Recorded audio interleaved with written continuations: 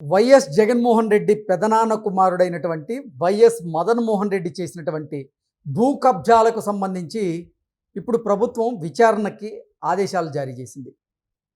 ఆయన భూ కబ్జాలు చేస్తున్నప్పుడు ఆయనకి సహకరించినటువంటి ఎంఆర్ఓ ఎవరైతే ఉన్నారో ఆ తహసీల్దార్ మీద కూడా శాఖాపరమైనటువంటి చర్యలకి ఆదేశాలు జారీ చేసిన క్రమంలో అసలు ఏం జరిగిందనేది ఒకసారి మనం పూర్తి స్థాయిలో విశ్లేషణ చేసుకునేటువంటి ప్రయత్నం చేద్దాం. ప్రస్తుతం మనతో పాటు ఉన్నారు ప్రముఖ రాజకీయ విశ్లేషకులు, ప్రముఖ సీనియర్ జర్నలిస్ట్ డివిఎస్ గారు. వారితో మాట్లాడదాం. సార్ నమస్తే. సార్ నమస్తే.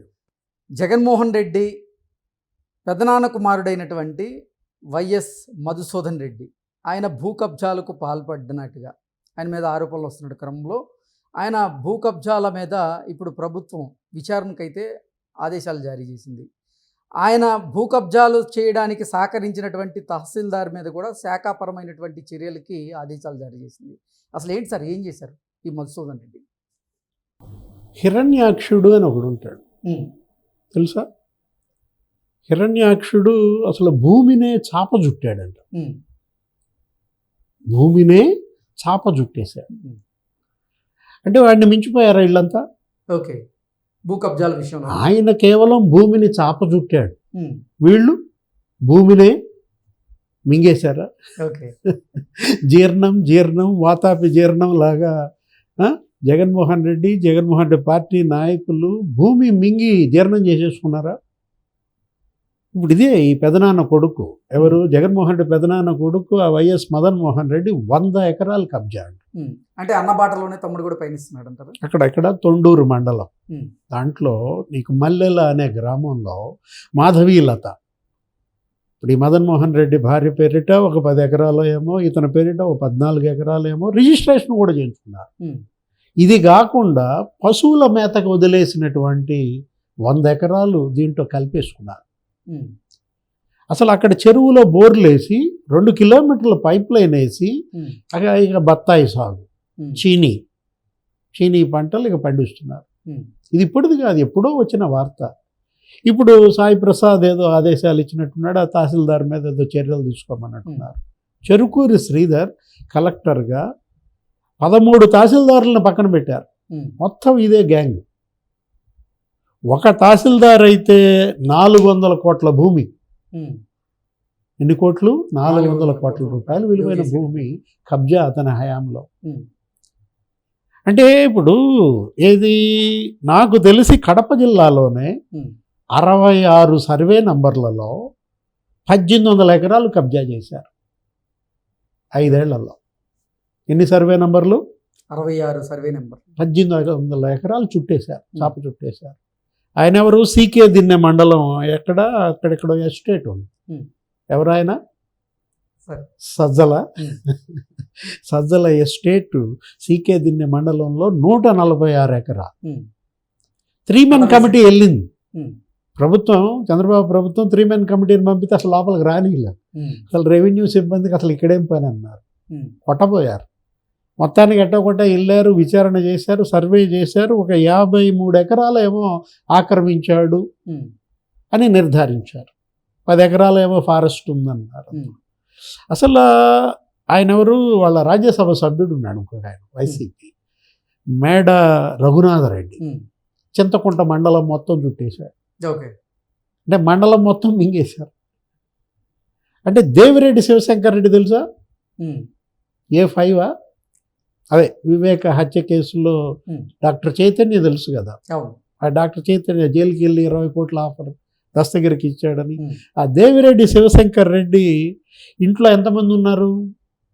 6 ఉన్నారా? శివశంకర్ రెడ్డి భార్య, శివశంకర్ రెడ్డి తల్లి, కొడుకు, కోడల, ఎంతమంది అయ్యారు? 6 అయ్యారా? ఆ రైతులు ఎంత?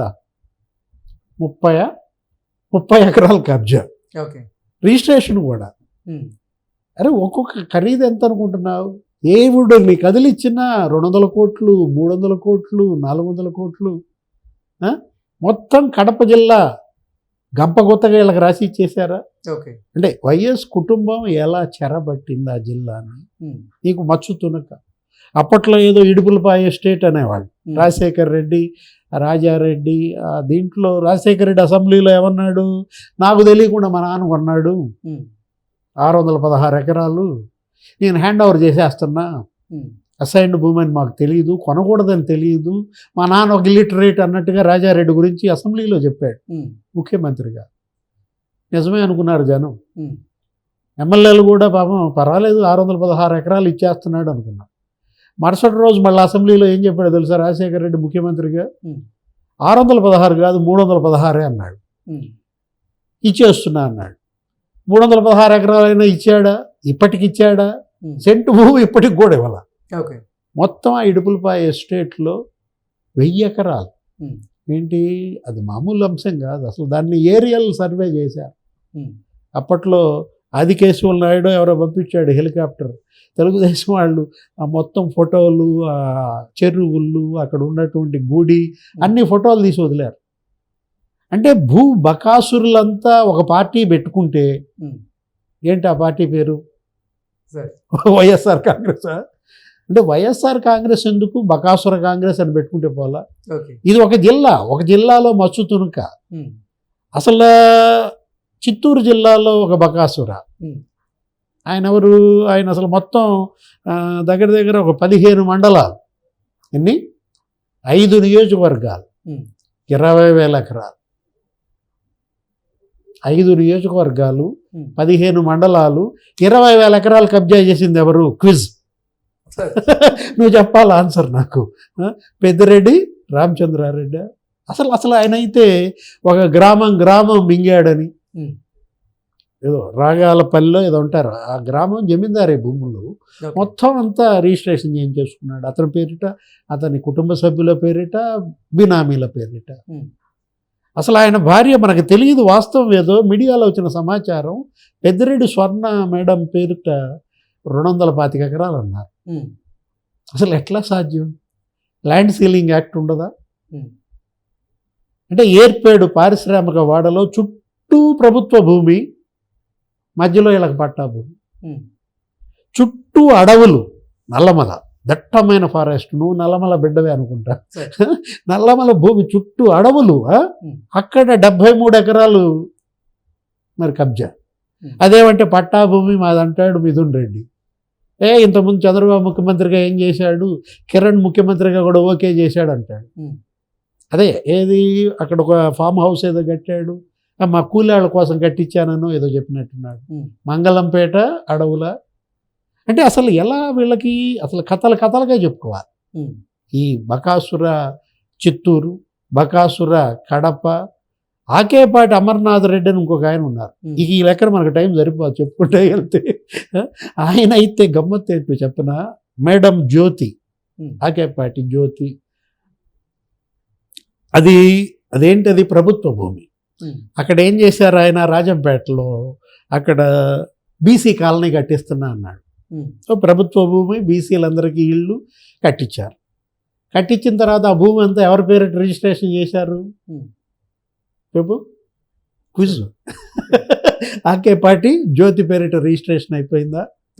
అక్కడ టీటీడీ కళ్యాణ మండపం కూడా కట్టించారు. టీటీడీ నిధులతో function hall, marriage function hall. Scene cut చేస్తే ఎవరి పేరిట వెళ్ళిపోయింది అది?